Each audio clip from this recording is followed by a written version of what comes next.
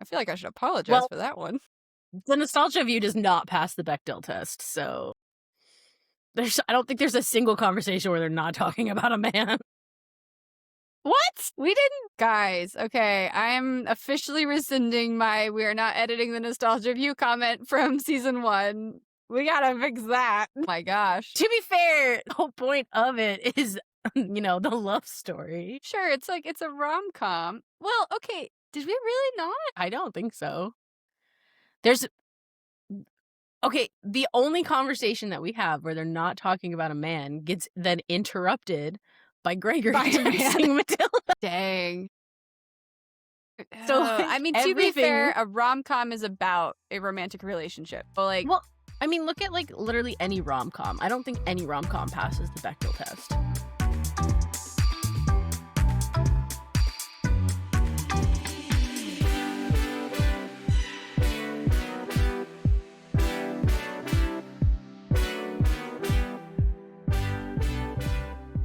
just popped into screen like, hello, guys.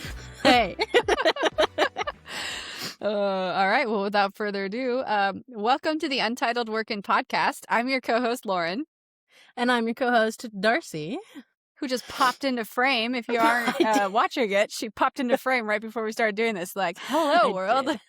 Hello. It's me again. And it is. And behind you, you've got a bunch of very cool-looking books. I do. From got most all of of them from them. different authors that have been on the podcast or that we've met through Yeah. book events. Or well, you've met. I have not met the Sacred Yeah, Vine so lady.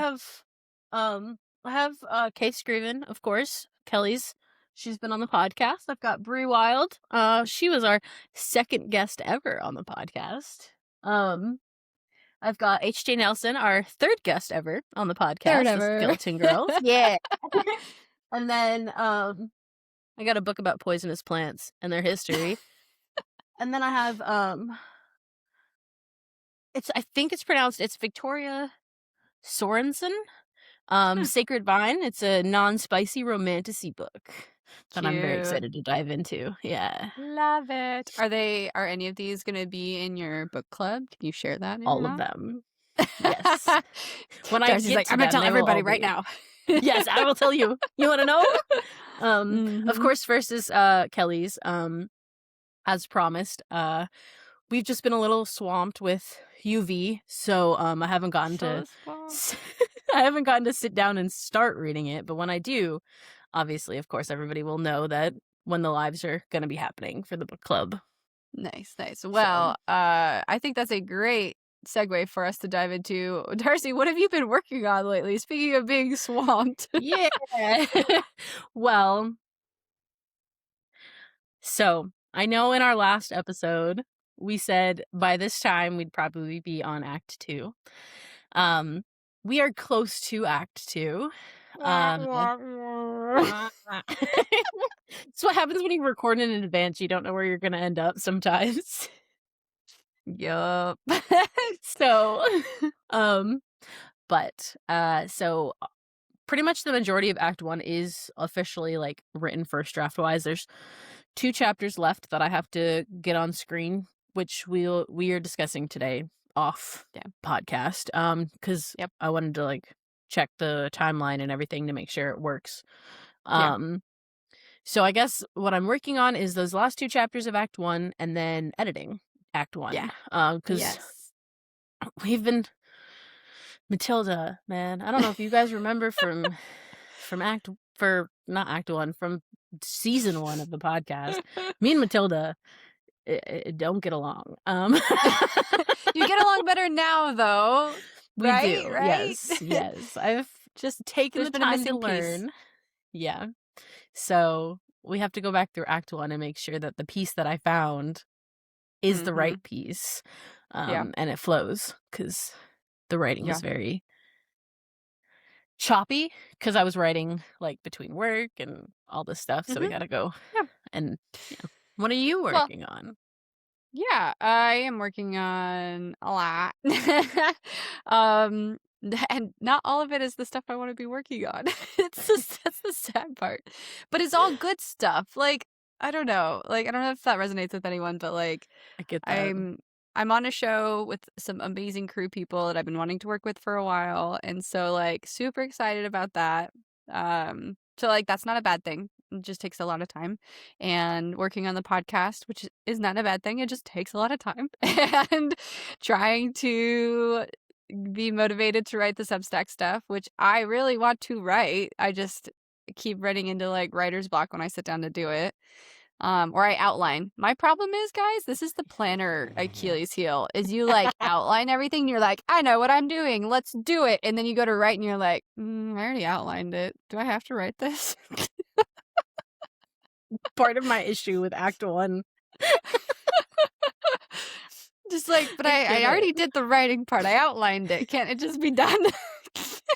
I already know how the story goes. I think my problem, I'm realizing this now.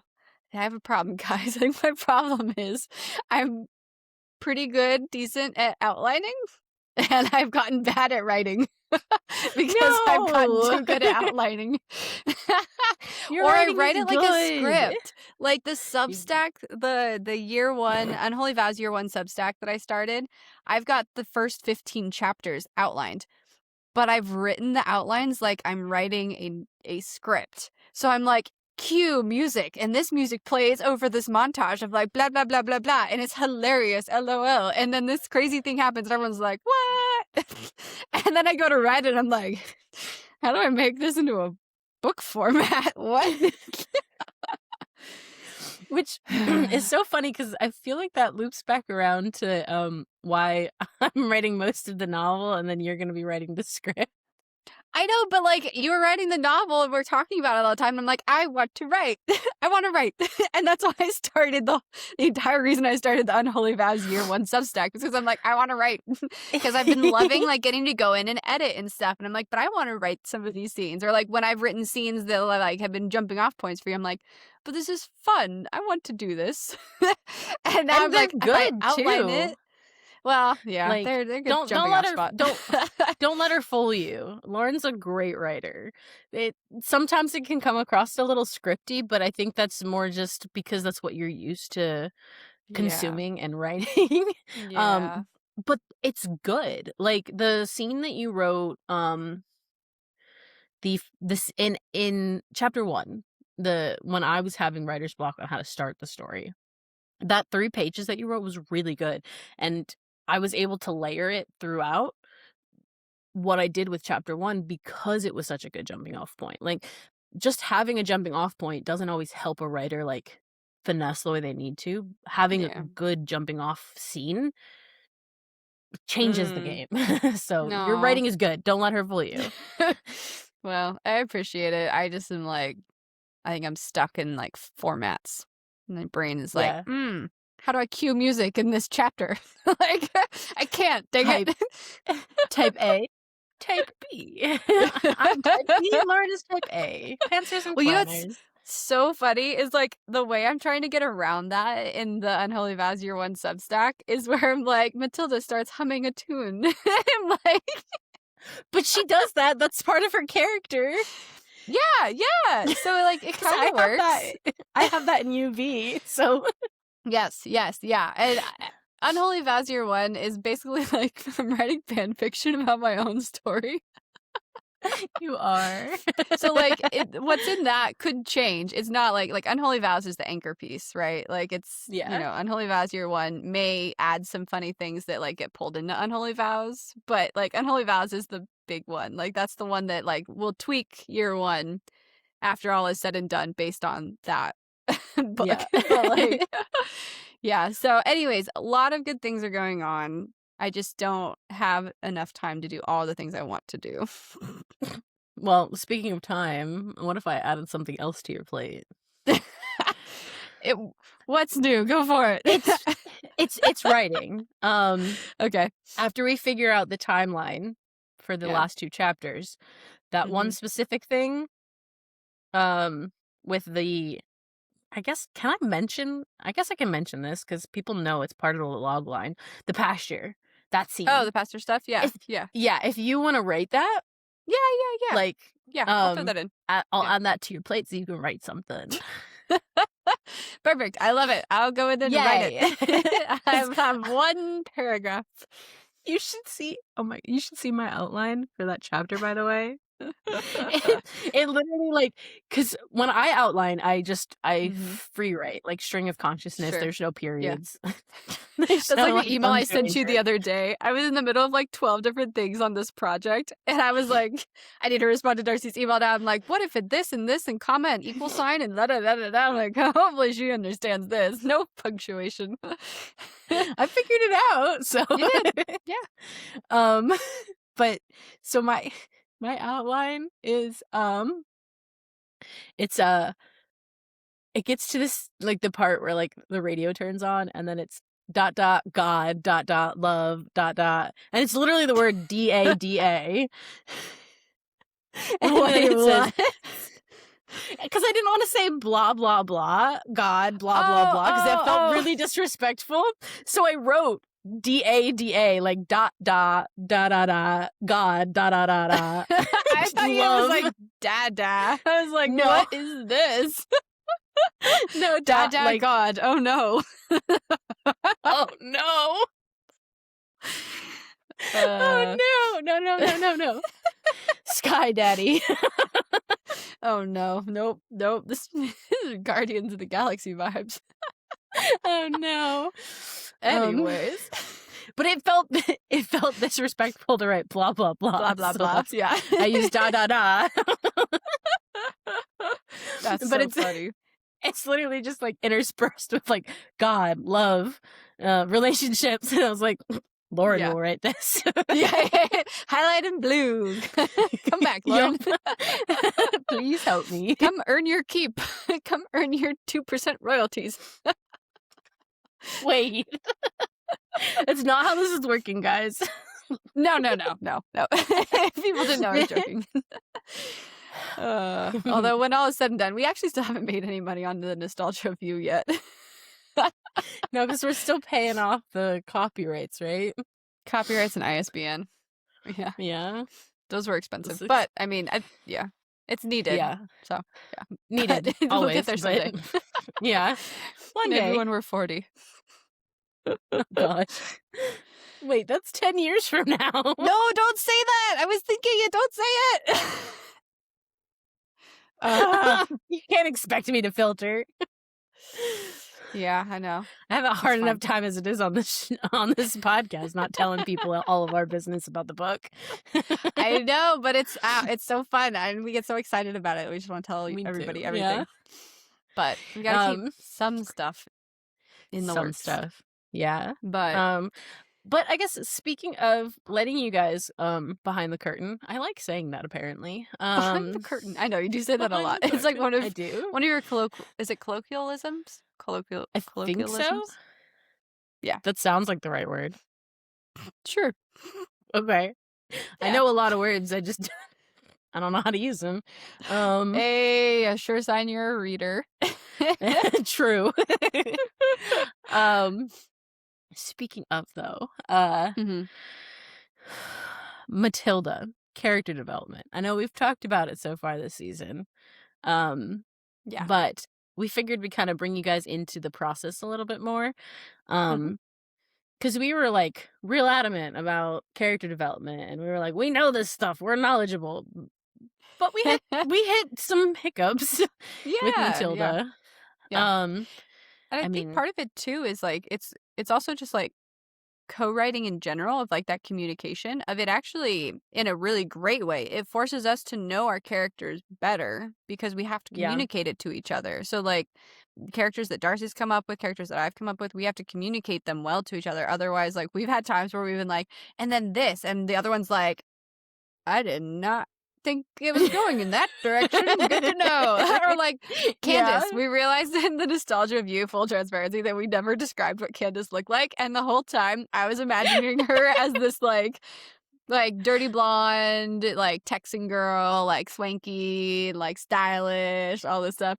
And then Darcy writes her in Unholy Vows, and she's like this like bouncy redhead, and I'm like, I wonder where that idea came from. Like, we didn't have any redheads. That's fair. That's fair. We're definitely not the same character at all. No. So, Oh, but it was just funny because okay. in my mind it was like opposite. Like this is not like it's about as Yeah. opposite as you can get for a white person. Yeah. Well, I was kind of envisioning Candace to look very much like Myrna from Brave, like the really Yeah, like poofy, like wavy hair, that but is it's how like my hair big is in the too morning. because it's No, it is. It really is. That's why I was reading. I was like, huh, we don't act any way alike, but I visually, just borrowed your looks. That's fine. that's fine. That's what AI is doing for everybody these days. Oh no. Nothing is sacred anymore. Real human error is the fact that we never described what she looked like. No, for real. But it was just funny. Like again, going back to the communication part, like I think that's really like important because it helps us get to know our characters better because we have to explain it to somebody else right from the gate, as opposed to like when you're writing by yourself and you're just in the thick of it. You're like with the nostalgia view, even though we both wrote it, neither of us caught that we didn't describe a character really well, or that we didn't describe We Matilda until like the last editing pass, and we are like, have yeah, we ever described her? I was Nope. gonna say we knew exactly what everybody else looked like except for the women in our story, which is like crazy. And we are women writing this, guys, Right. so that's embarrassing to Crazy admit, work. but, don't rake us over the coals for that one, sorry. I feel like I should apologize Well, for that one. the nostalgia view does not pass the Bechdel test, so I don't think there's a single conversation where they're not talking about a man. What? We didn't Guys, okay, I am officially rescinding my "We are not editing the nostalgia view" comment from season 1. We gotta fix that.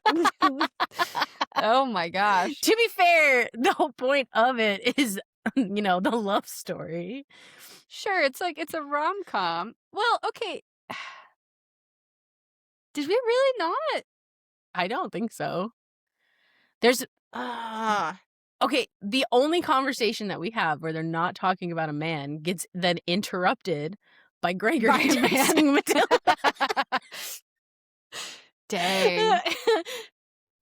So, like, I mean, to be fair, everything a rom-com is about a romantic relationship. So, like, well, I mean, look at, like, literally any rom-com. I don't think any rom-com passes the Bechdel test because they're always, like, talking about like, maybe the very beginning does, but, like, interesting. there's, like I don't know if there's, like, a male version of and I think I'm using the right term, Bechdel test. Yes, yeah, I yeah, don't yeah. know if there's Yeah. a but look at, like, she's just not into you or she's out of my league. That entire Mm. movie, all they do is talk about the girl. Like, whenever he's with his friends, all he's doing is talking about this beautiful woman that he is in love with because Interesting. you're centering the story focus on the love story, so that's all you're gonna talk Right, about. right, right. But I feel like we should have done better about that. I mean, part of it's genre, right? Like, oh gosh. Well, all right. I'm gonna add that to my to-do list. Go research Bechdel test and see if it applies to rom-coms and completely Oh, rethink my no. ability to write. Oh, no. Good grief. Okay, well, that was not part of this programming originally. So, dang. It's Yeah, we hard need to go when it back comes and to a romance-centered story, but well, especially because the novella is so short. wait. In the chapter where Kelly and Matilda are talking about her Their mom mom, on the way to Dia de Muerta. they talk about how she met their dad. I thought they talked mostly about the like the cultural stuff that So they the mom do, was but into. they do talk about that, but they also talk about how mom and dad met and Dang on a it. mission trip. All right. Well, guys, I'm sorry. Even Matilda's We're gonna internal fix thoughts are this. just all dudes. Like, And she's supposed to not be boy crazy. but I think that was like the irony, right? The Yeah. situational Yeah. irony was like she's like, I'm Yeah. not boy crazy, but then literally the entire book Oh, is her she's being like Booker, Gregory, Booker, Gregory, Gregory. Booker, Gregory. No, no, no, no, no, no, no. Gosh. All right. Well, add that to the bottom of the to-do list. Yeah. We'll fix it. But We'll fix anyways, it. Yeah. communication though, like you were saying, is super important because, okay, to really give you guys a behind the scenes, when we first started the story, I was told Matilda is a girl next door. I didn't take it as the more Texas vibe of a girl next door. Texas girl next door. Yeah, I took it more as, like, your traditional, like, when you have a movie or a rom-com, girl Mm, next door, which is, like, the quieter girl, the girl who, like, is really passionate and independent, but she, like, keeps more to herself. She's very girly. I didn't take it as, like, she knows how to hunt, she knows how to do all these things. She's, like she's she's capable. a yeah, she's a true country girl next door, but, like, Yeah. not so she's, like, tomboy, but she's also girly girl, and Yeah. Like country chic. yes, and we've been working on this story now for a year, a little over a year. Yeah. I didn't know that. I wrote an entire book. That's And my I bad, didn't guys. which is it's No, that's my bad. communication Yep, yep. communication, because Yeah. we we've both, like even during the nostalgia of you, we both would constantly go back and forth, and we're like, "We feel like Matilda's, like, missing something. Like, there's Yeah. something about Yeah. Matilda we don't know." And we had this, like, really long conversation about Mhm. the girl next door and what exactly that means to each of us, Mhm. and sussing that out, Yeah. and then the next time I wrote guys, I think I've already mentioned this, but you guys know how much me and Matilda have fought from the get-go. Mhm. Mhm. I finally wrote and I felt like it was her. Like, there wasn't a struggle. I didn't pause in my writing to be like, "What would she do here?" I actually felt like, "Okay, this is what she would do," and I just kept going. There was no Yeah. pausing. There was no Yeah. s Yeah. uh, Yeah. scratchiness. I don't know what the word I'm looking for. It wasn't, like, jagged. It was, like, one smooth Mhm. thing. I wrote 3 chapters, It's and it like feels like the fluid. same person. Yeah. Yeah. Yeah. Yeah. Yeah. So Well, and you can tell, like it's just it flows a lot better, and she's very different. If you read the first, like, was it 6 chapters? Like, she's very different 7 through 10 kind of a vibe, but she feels more cohesive 7 through 10 than she does 1 through 6. Like, 1 through yeah. 6, it feels like we're, like, struggling back and forth between, like, 2 different people, which is funny because I didn't even write it this time. Like, Yeah, but what but that that's what it could felt like when I was writing it. yeah, and what that could be too is like the character Matilda versus the character Matilda you thought, like wrestling back and forth in that polling of like you trying to write her and her being like, no, I want this, and like that pull back and forth. Which I very much think it is, because I constantly talk about how, like, the characters talk to me, right? They like, I have conversations with the characters. They're these separate individuals in my brain, like, it's how my brain works when it Hmm. comes to them, and Matilda has always had her back turned to me, and occasionally she'd, like, throw something over her shoulder, but she's always had her back turned, and I could never figure out why. I was like, "I'm telling your story, like, you need to be a part of this," and she's like, "You're not doing it right." And now I know why, because I apparently was characterizing her in a way she very much disliked. Does knowing this now change the way you think about anything in the nostalgia of you?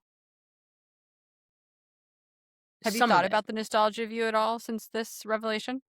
I have, yes, because I want to, like, because I still wanna, like, kinda, like, keep, like, things from the nostalgia of you within Mhm. Unholy Vows, so I do think about it, and I've Yeah. but going back, it's really funny because I've been rereading the nostalgia of you, like, a bunch of different times when I first started Unholy Vows, because I was like, "Who is Matilda?" Because Yeah. I'm struggling again. You can see the disconnect in her character in the nostalgia of you. Mm, And it's not just, like, the scenes compared to, like, what you wrote and what I wrote.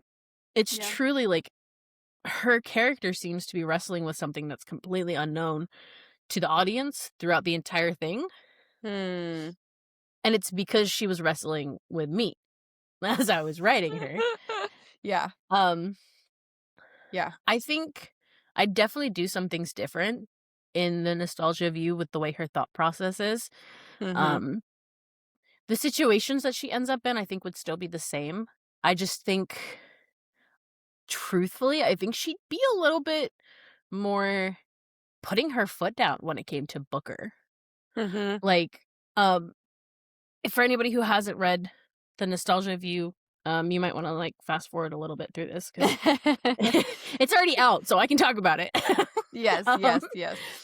so in The Nostalgia of You, she's very much she goes back and forth, and she kinda lets Booker walk all over her, especially in the church scene where she's trying Yeah. to tell him she just wants to be friends, yeah. Yeah, yes. And she Yeah. she lets him steamroll her, and I Mhm. don't think she would do that. Yeah. I think he would start to, and then she'd be like, "No, like, Booker, this doesn't work. Like, we can't. Mhm. Like, please stop talking over me. Like, listen to me when I'm talking to you. This Mhm. isn't gonna work." And I think she'd still end up going on the carnival date with Booker, but only It would be for a because different he reason, though. Yes. Yeah. Yeah. Yes. It wouldn't be because he steamrolled her into it, it would be because he'd be like, Mhm. "Well, why don't we just give it, like, one more try? Like, I was really Yeah. nervous, you Yeah. could finally said yes." And she's Yeah. like, "Okay, yeah, let's try one more time. Maybe it'll be different." Yeah, yeah. Yeah. And it would have been Yeah. less like, "I have to do this," and more, "Okay, yeah," because her and Booker are We'll give it a friends, shot. like, she wouldn't Right. Yeah. Yeah. So, Yeah. I think I she agree. still I would've don't think Yeah. Oh, go ahead. Oh, I was just gonna say she still definitely would have ended up in, like, the storylines, like, the main story plots, I think would have been the same, Mhm. but the communications would have been different. Yeah, I think the way she gets to the beat, like, the beats would still be the same, but I think the way she would get to the beats would be different because the beats make sense from a story standpoint, but, like, the way she's responding and, like, the conversations that are happening within them would be probably different. Yeah, I think the times where you can tell that I finally, like, found a little bit of footing with Matilda is the library scene, and Mm, then the day like, and then, like, from the library scene on, you can definitely tell that I started to, like she started to, like, talk to me again, like, those scenes, mm. like when I reread it, I was like, "These are really good." Like, this part of the story is, like, hard to stop reading because it's really good. The scene where she's, like, ducking in her chair while Booker's giving his presentation, like, you could tell that me and you, like, found that common ground This is also of just funny. Yeah. How many of us have been in a situation where we just, like, started sinking in our chairs, and how many of us have wanted to be able to in a situation to just sink out of sight? Disappear. Yeah. You're like, Um not here anymore." But, but yeah, I think it's funny, right? Because like, I see often on social media, editors and stuff, they talk about how they can tell when a writer finally, like, found their footing in the character, Mhm. and with The Nostalgia of You, we you can tell that there wasn't any footing in Matilda until probably about the library scene or the scene Mm. right before it. Um, the abuela scene, I guess, would be really when we found Matilda's footing was when she starts talking to Abuela, because she was struggling, but very much in the way that Matilda actually would be struggling Mm. than, like, how she was at the beginning of the book. Um, Because I so think yeah, yeah. I think the reason because of that, though, is because, like, she's been taken like, her confidence has taken a hit, right? Or, Yeah. like, her certainty has taken a hit in those chapters, and so she would be uncertain in those chapters. She would be questioning things. She would be struggling to find her footing. And Yeah. so, like, Abuela coming in and being that sounding board in that chapter, like, that would make sense because it it's that element of, like, the mentor coming in and giving the advice and helping the main character know what to do and figure out the next steps. Yeah. No, I completely agree, and I think Matilda, like you said, like, it makes sense that she's a little off in that chapter, but you can definitely tell that, like, her character as a whole is more stable starting in that chapter. So I'd definitely go back and rewrite The Nostalgia of You. Sure. Sure, sure. Yeah. Yeah, and I know I said never say never, you guys. I know Right. I said we were not going to re-edit it, but maybe down the road we'll take a look at it because I think there's some elements of, like, it's a disservice to the story now that we've figured out some things that are pretty pivotal. It's not like we're making the Ewoks blink. Okay? Like, I think there's an element of, like, being like, we know that the story itself could be a lot better. And also, honestly, I'd love to hire, like, a dev editor to come and, Yeah, like, look at it as well to be able to give us some feedback, just to make it the best story. Like, again, right. we have not made any money off this yet, and that's fine.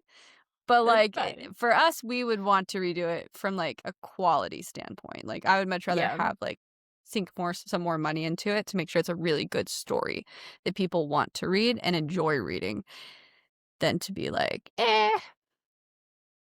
I also it's such a important part of, like, Matilda and Gregory, like, that It's so specific cute. story, yeah. It's so integral to them, and Yeah. I'd like it to be the best it can be, especially if it's, like, Yeah. from the point of view of Matilda wrote it, right? Like, Yeah. it's so Yeah. then it needs to be, like, really just dedicated to, like, her Yeah. thoughts and feelings. Yeah, I mean, The Nostalgia of You is a meet cute novella with a love triangle, with an interracial couple, with like shenanigans based in like college, academic rivals, all the fun stuff. Like, it's a Yeah, cute story. I mean, people it's a should read it great story. after I we do version two. and, like and that's not even to say version 1 is bad because we've No. gotten, like I mean, we've gotten good feedback about the story. I Yeah, mean, we've there's some gotten really, really great moments. yeah, it's just making it so it's, people don't have to get through the first 2 chapters before it gets good. Yeah, just making it more cohesive, right? Yeah. Yeah. Yeah, Anyways, no, I this agree. is not But about the yeah, nostalgia of you. wow. We keep talking about that book. I know, I know, I know. I think it's Yeah. just one of those things where as you learn, you think about like, "Oh, if I'd only known." Like, Yeah, but totally. that's the process of learning. You didn't Yeah. know. If only you'd known, and now you do. So how are Yep. you gonna use it? So, how are we gonna use it for unholy vows, Darcy? Well, okay, so speaking of, like, Matilda's character, Mhm, the interesting thing about her is how many revamps she's gone through. So mhm, I think that that is something that, like, a lot of people should take into account while they're writing a book is, like, your character might change. mhm. Um, because if I'm not mistaken, Lauren, when we first wrote it, like, when we had the Torch script, before Yeah, this was, like, a book idea, yeah, yeah. um we got some really interesting feedback on the way we had originally written Matilda, right? Mhm. Yeah. Yeah, the way that we had originally written her in The Torch, which is just it's like a proof of concept short film, just for anyone who's not familiar with the Torch script. Basically, what the feedback we'd gotten on her character was that she came across as, like, a little bit of a Harley Quinn. So she seemed very capable in this world, but she seemed completely unfazed by it all and a little cray-cray. And so we were like, "Oh, no." Like, we want her to be capable, but we don't want her to be cray-cray. So I think we like pendulum swung a little too far to the other side where it was what kind of that girl next door vibe that Darcy described, where it's like she's quiet, she's a little bit meeker, she's, thinking and like processing internally a lot more and not communicating as well to the external world, to the people around her and that sort of thing. And just made her a little not a damsel in distress by any means, but like she was I don't even know. How would you describe her? Like, in that, like, swing? Um, Probably would fall more under a damsel in You think more distress. damsel? Yeah, like a capable Yeah. damsel, but a damsel nonetheless. Because Yeah. looking at the way I'd written her in the first few chapters of Unholy Vows, Mhm. that she was very much like sort of a damsel with capabilities. Like she was capable of taking care of herself. Yes. But she leaned really heavily into the guy. Yes. Yeah. Yes, yeah. Yeah, so I think that, like, getting that feedback, which wasn't wrong, but we took it to the other side of things, right? And so now we're starting to find our footing with bringing it back to the middle of, like, how is she still feminine, but grounded, but also just lighthearted and fun. And like, and part of it, I think part of it truly isn't just like knowing the character. I think it's partially like these genre mixes that are like just Yeah. so opposite, where it's like rom-com zombie. Like, he's just not that into you meets Zombieland. Like, a Cinderella Right. story meets Shaun of the Dead. Like, all of these, like, I don't know. 'Cause it's not like a love story taking place within it's not just a love story taking place within an apocalyptic world, right? Like Mhm. Zombieland, where it's like an awkward love story, but there's also zombies. I mean, Yes, this is super cute. fully like yeah, this is fully Minus the like her zombies. husband Yeah, is a zombie. yeah, So the yeah. love story is between a human and a zombie. Right, right, but it's past, like, the way where Warm Bodies is. Like, Warm Bodies is Yes. very much like a meet cute, right?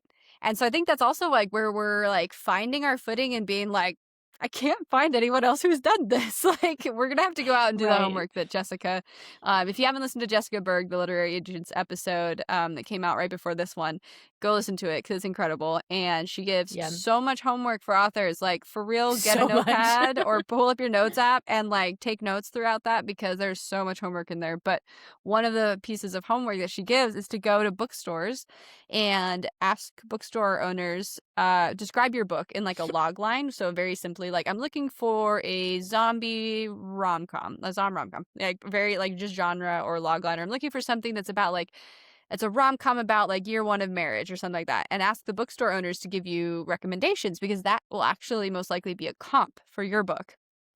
And I, like, we need to go do that soon, like, that's on our list of things to do at some Yes. point. But, like, we're struggling to be like, "Where's the rom-com zombie year 1 marriage comps?" Right. With a faith subline going through it. Like, Right. we've got so and it's I don't even think it's that we're like, "Oh, we're artists, we can't be put in a box." Like, my thing transcends genres. I think it's literally just that, like, we know what the story is supposed to be really well, like, the story that we wanna tell really well. Yeah. Like, we can niche it, but Yeah. within that niching, we're like, "Where are the other where are the other ones like this?" Right, and it's also so hard too because there's not a lot of, like, year 1 marriage stuff, like, a lot of rom-coms Yes! is the meet cute story. Yes! Yeah. I've been Googling this this is part of what I've been spending my time on that I need to, like, stop being distracted by, is being like, "What is this? What are the comps for this? Where are my year 1 marriage comps?" And the ironic thing is, like, even looking through, like, rom-coms from the, like, 90s and early 2000s for, like, movies and stuff, which is, like, Yeah. unequivocally the best decades for rom-coms, or 90s Yes. to 2000s. And the only one I can find, like, that I can think of off the top of my head right now, and if you know of other ones, drop them in the comments below because I really do need help so I Please. can stop spiraling, doom scrolling on all of this stuff and just, like, researching when I should be writing. But, the only one I could find was Four Christmases with Vince Vaughn and, Reese Witherspoon, where they have to go Oh. and it's not even a year 1 of marriage, I don't think. I think it's, like, a later in marriage one, but it's, like, it Yeah. plays with that tension of, like, a younger couple having to deal with the stresses of the holidays and having to go see each of their separated parents, so 4 different parents, 4 Yeah. Christmases. But I'm like, "Literally, that's it! Where are the rest of these?" Huh. Yeah, because even, like, um, there's another one that has Vince Vaughn and Jennifer Aniston, Oh, I and don't that's know not that even, one. like, year 1 of marriage, that's like, them falling their marriage falling apart and then them finding their way back to each other, so that's different too. Yeah, yeah. That's the other thing Um, too, is I think I find ones that are either about finding the boyfriend or girlfriend, getting married, or divorcing. Like, those seem to be, like, the 3 stages I can find. I don't think it And I don't falls even under find that many rom-com. divorces. Yeah, I was thinking of the one with Zac Efron where the couple, Seth Rogen and his wife, they have a new baby and they move in next door to a frat house? I don't know if that falls under Oh! rom-com. I vaguely remember that trailer. Yeah, I don't know if that falls under rom-com I because I yeah, that's like it's more a bromance. yeah, if Yeah. it's like a buddy story from, like, the Save the Cats genres, then it's like a bro, like, bromancy kind of thing, like, What about the one, I don't even know if it would fall under buddy yeah, because 'cause that they're one's not, hard. like they don't Do you become know the one with Paul Rudd? There's the one with Paul Rudd and him and his wife, like, it's a marriage one, but I don't think any of them fall under rom-com is the issue, right? Like, I think they're all yeah. buddy comedies. Well, so rom-com can be a buddy comedy. So, like, in Save the Cat Beat or Save the Cat's genres, because Save the Cat breaks out genres differently than, like, the traditional genres. Okay. And in it, buddy stories, I don't remember what the full name is. Is it Buddy? Man, it's been a minute. Girl. You know Anyways, Save the Cat better than I buddy. do. We'll say buddy. In the buddy ones, it's usually it can be same sex or it can be opposite. And it's like if it's it can be romantic or platonic, either or. Like when Harry Met Sally is a buddy, even though I think it's about friendship, right? Harry Met Sally, that one's about can you I have a didn't think it friendship with was the about friendship. I Was don't it? remember. I don't remember. But like I just remember the one scene. the, the I'll one have scene what she's everybody having. knows. It's the only scene in line everybody knows from that movie. Even if you've Yeah. never seen it, you know the line. But anyways, Buddy is basically about like friendship, and then if you involve like a non-platonic, a romantic relationship, then it also falls in that. But it's basically about how Okay. gosh, I am like totally meandering on this. Let me try and make it a little bit more succinct. The buddy love genre, I think it's buddy love, is about a main character who needs another character to make them like whole or complete or like grow. It's not necessarily that you like that they actually make you whole or complete. It's about having them in that character's life forces them to grow. So think of The Odd Couple. That's a good platonic example. In The Odd Okay. Couple, it's about these two guys who are roommates. And just we're taking it from the surface level. We're not doing like a deep dive study into all the nuances of the story. But just from the genre standpoint, it's like Yeah. the guy who's more uptight is impacted and grows because of the guy who's a little bit more free flowing. But it also, because of that, causes tension. So the thing that the one character needs that the other character helps them grow in is also what causes the tensions. So romance and Gotcha. rom-coms oftentimes fall into the buddy love because it's just, I think Blake Snyder describes it as it's the buddy love story with a skirt or something like that. Like, it's just like, he describes it as just like, it's the romance, like, it's just like having the romance involved in there as well. Gotcha. So anyways, that was That way makes too sense. long-winded. I'm sorry. No, hey, I think that's good because I think that helps with other people looking for comps and stuff too. So I think Yeah. that's good to know. But yes, it's But hard yeah. to find comps that are about like in marriage, just marriage times that are also rom-coms, let alone Right. throw in a zombie world on top of that. Like, Right. where And do we find this? it truly like it truly feels like in a way we've invented like a subgenre It feels that like it. just because I can't find anything. Literally the only comparable thing that's like even remotely close would be Warm Bodies. Warm Bodies. Yeah. Yeah.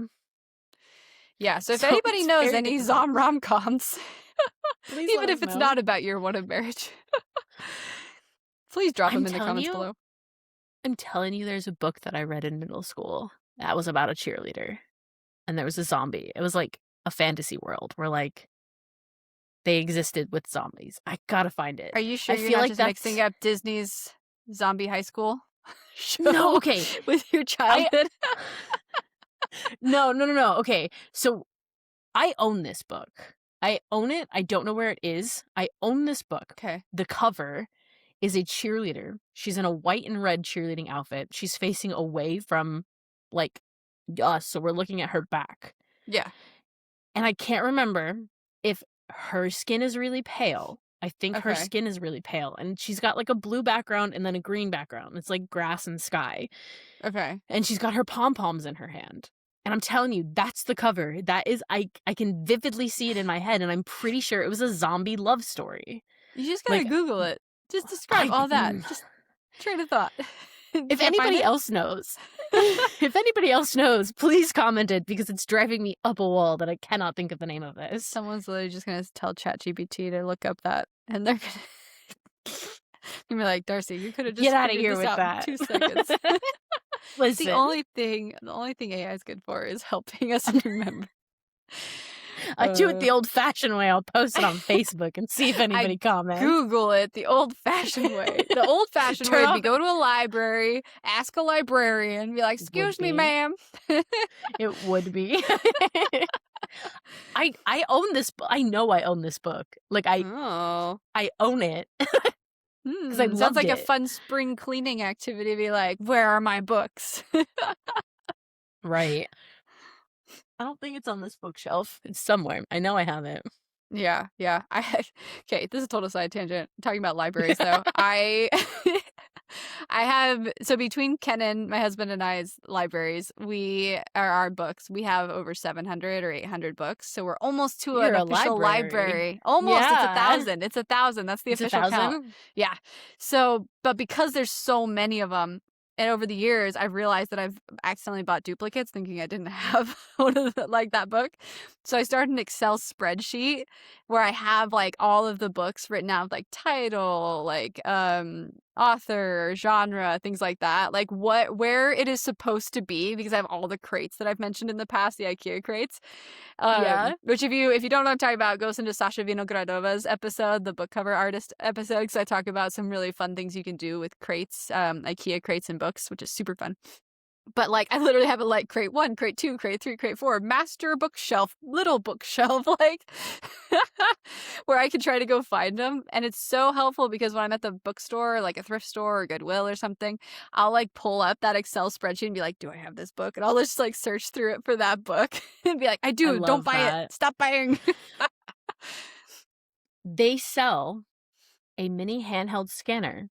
You can I've scan seen into your that. library. Yeah, Yeah. yeah. Yeah, that would That'd be be a cool. really good gift for an author or a book Yes. A book connoisseur. person. Yeah, Yeah. whatever we call ourselves. A I want reader. one of That's the word. a reader. We're not even promoting that as like we're not paid for this. Yeah, no, not at all. But it'd be a really cool gift for somebody. That sounds like a great gift. Yeah, great idea. Yeah. But anyways, that's my little library side tangent. Yeah. You can get tax break if you classify as a library.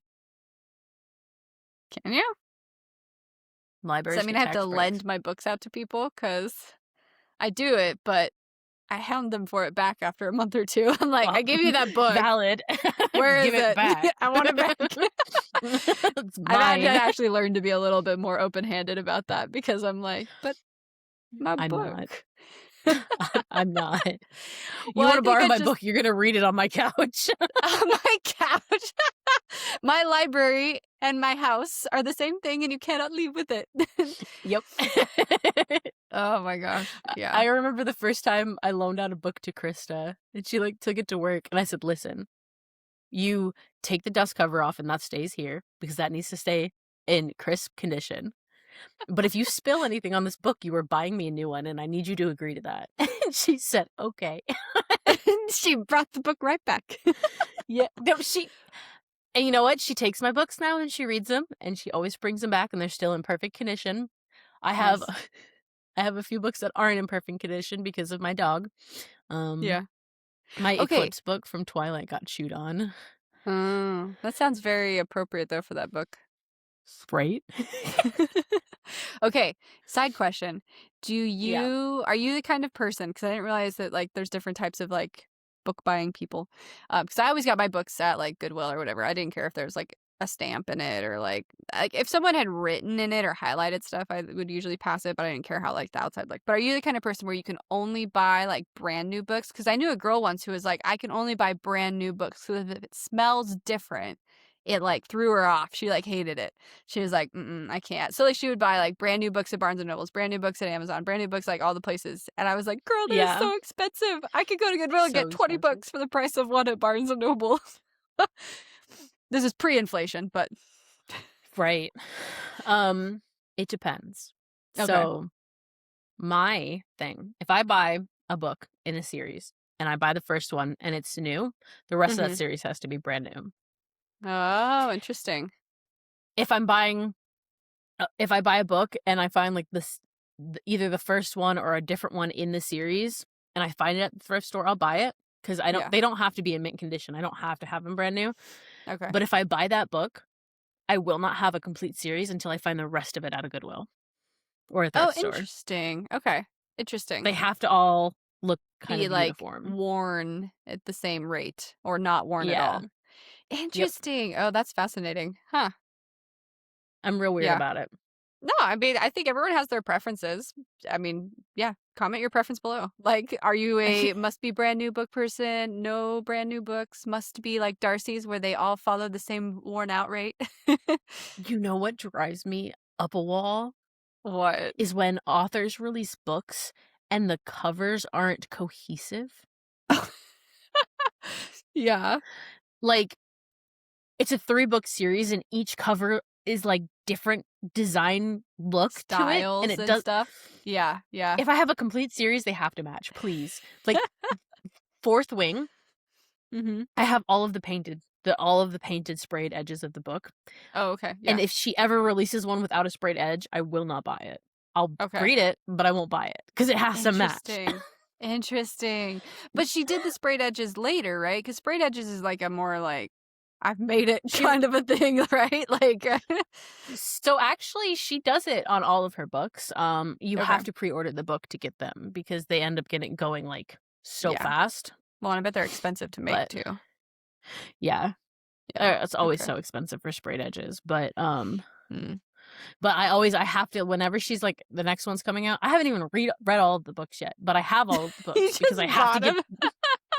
because I That's own the funny. first one and it's Yeah. sprayed edges, so I Yeah. have to have all of the sprayed edges. Oh, that's so funny. Oh, interesting. Yeah, So yours is it's also an weird. aesthetic thing too. I I guess, but it's not like I don't care. Like, if all of my books were, like, ripped to shit, I wouldn't care as long as I could read them. Yeah. It's just within a series, it all aesthetically needs to be the same. Okay. Okay. I Interesting. don't know why. That's so funny because for me, I know some people will like organize their. I know it's a very trendy thing right now to organize your library by like color, right? And that drives me Right. crazy. I'm like, girl, Me how do you too. find what you want? Like, what? Right. I'm not looking for the like purple does not equal the vibe I'm going for right now. Right. Like, what? You know how many purple covers are in there that are like action, thriller, adventures? Like, they're not And all rom coms. if you go by, like, the ACOTAR series, each of those books is a different color. So then Yeah, you'd have to, like, yeah, hunt and then your down. your books are all out of order. Yeah, no, that drives me crazy. That's my thing. I can't do that part. Nope. But I will say, like, I'm really picky about what books I bring into my library. So I would say probably less than 1% of the books in here I haven't read. So I really only bring in books Oh. that I have read. So like even if I started a series and I was like the first one was good, but the rest of them were like I didn't like it enough to like I have books in there that I'm like, man, that's fine. Like there's a book series I'm thinking of, it's a trilogy, and it's like the first one was good, and then 2 and 3 you could tell the author didn't know how to get where she wanted to go. And so like it all just kind of fell apart. But I'm like, meh, it's fine. Like it's not like something that I'm like, ooh, I don't like this. It Yeah. didn't give me the ick, I guess is what I'm saying. But if I like read a book and I'm like, oh no, like that gave me the ick on book 2, then I'm like, I'll probably keep the first one, but I won't buy the second one or whatever. Oh. You won't Yeah. finish the series? I Like, you I won't finish it just to have it? if it gives me the ick, no. If I'm like, meh, this is meh, then probably. But I've noticed that like and I wonder I've noticed that I have started to DNR more, and I wonder too if that is a Mm. little bit of like with self-publishing, the quality is not consistent, which we've talked about, Mhm. like with the Nostalgia View. We Yeah. didn't have a dev editor, we didn't have a copy editor. There's things in there that are missing that would not have been missing in a trad published book, or Yeah. novella. And we've recognized that, we've learned it. We're gonna go back and fix it at some point. Yeah. But I think because of that, there's some things where I'm like reading books and I'm like, I've started to just learn that like there's so many great books out there. I'd rather not spend the time just finishing a book to finish it when I'm just not interested in it. Not even like an ick thing where I'm just like, eh, like this Yeah. really hasn't caught my attention anymore. So Something really curious, so that brings up a really good point. I've been seeing a lot like, I saw a post about this the other day. Being a published writer changes the way you read. yeah, that could be it too. Because you read more now as a writer than as a Hmm. reader, Oh, I and don't you know see about that. these things now. Well, okay, but, No, you're fine. You're fine. I can see where you're coming from though. Like we should be. I should yeah. be reading more zombie rom coms than I am. Yeah, but um, my, my DNRs go on the very top shelf because I'm short. So if I if I don't wanna read But them you again, I'll still put them have on the them? top shelf. Yeah, I don't get rid of Oh, them. that's wild. I can't. I don't You I can't donate cannot them? get rid of a book. I Yeah, I just it oh, man, I have so many really old books that were my, like, yeah, parents that aren't yeah, anything that I'm ever gonna open, yeah, but they're a book, and I cannot get rid of yeah, them. yeah. I do have some of those that, like, my grandma gave us. There's, like, children's book stories that are just falling apart, and they're not Yeah. precious enough to get them refixed. We've already Googled it. They're like, this was the same children's book every child was read during my grandma's Yeah. era. But yeah, so, like, I get that, not, like, cracking them open, just kind of the same. But for Yeah, DNR, that's interesting. I mean, I Or have DNF. books. Yeah, I have Is it DNR. interchangeable? Do not resuscitate. No, Well, that also works. DNR this DNF. series. Well, I guess DNR works too, because like, if you To don't not read it at read. all. So, I bought, a book series. I bought all of them because 'cause this is my bad habit, is that if it's a series and whatever books are out of that series, I don't just buy the first one. I will buy all of them at one time. Oh, interesting. Huh. You are So, keeping the book publishing industry alive, Darcy. Thank you. All authors should be thanking I'm Darcy for this. I'm a book dragon. I Yes, hoard books. yes. That is my hoard. I It's fair. have a book series. I bought all of the books because I was like, "Oh, this sounds really interesting." Yeah. Um, I opened it, and I'm not opposed to books having, like, their trigger warnings and stuff like that. I think that's really important for Mm, certain genres, sure, but I opened sure. it, Yeah. and the trigger warning page was so long, and there were so many things on it of, like, that I personally just would not be able to read. Yeah, yeah. So I didn't read it. It goes on the top shelf, and it stays up there, But you still have it. but I still have it because Oh, maybe one day I'll read it. interesting. Oh, interesting.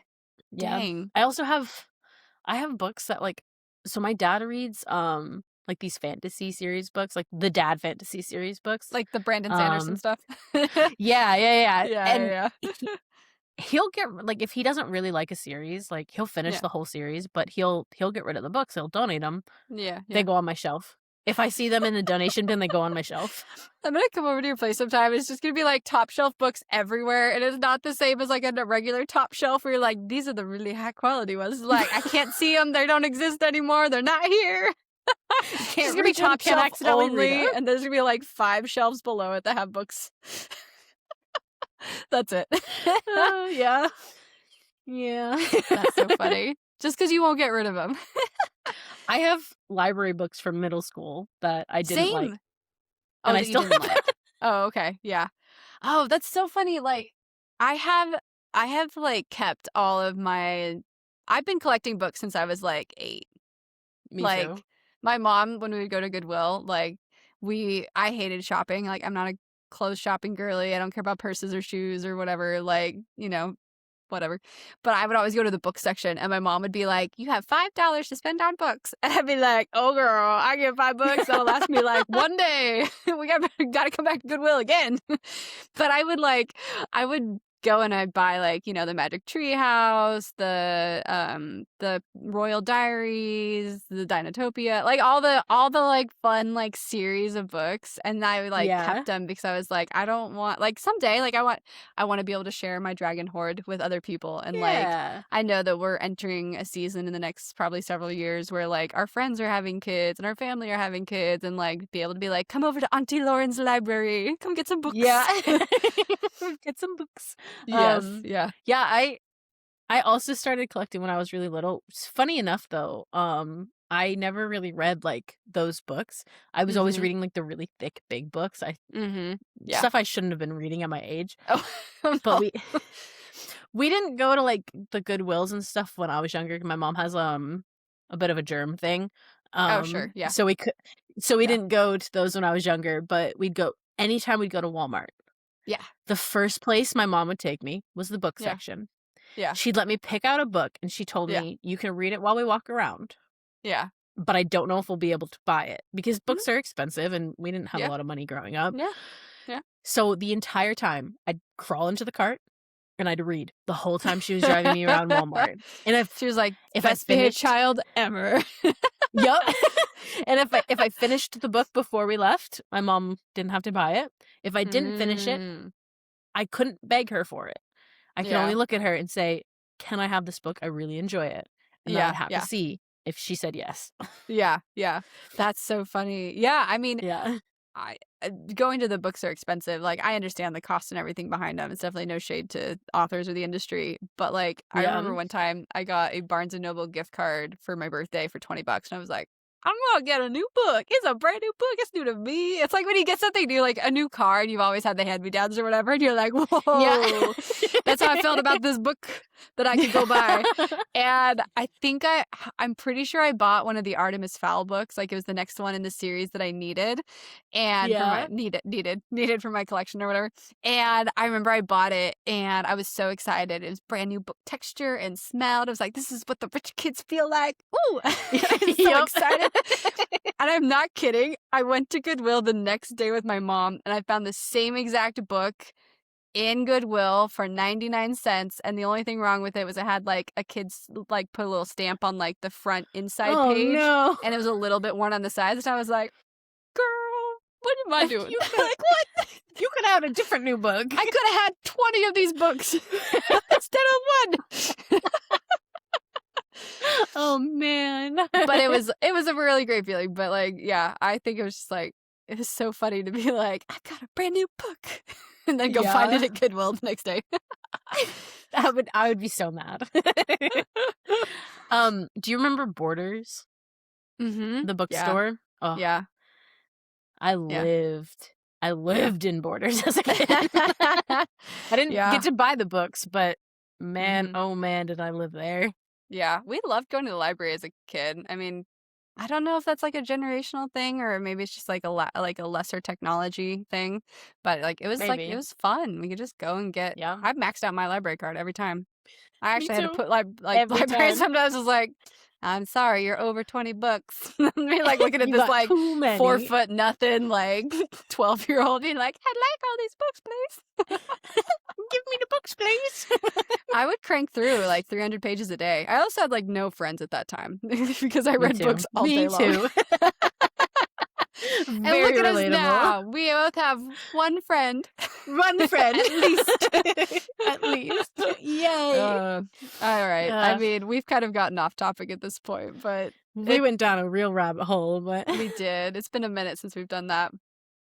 But anyways, okay. that's our topic for today, talking about character development, Matilda, all that fun stuff. So, Yeah, so just remember your characters can change as you write. It mhm. happens. It's why there's the editing process.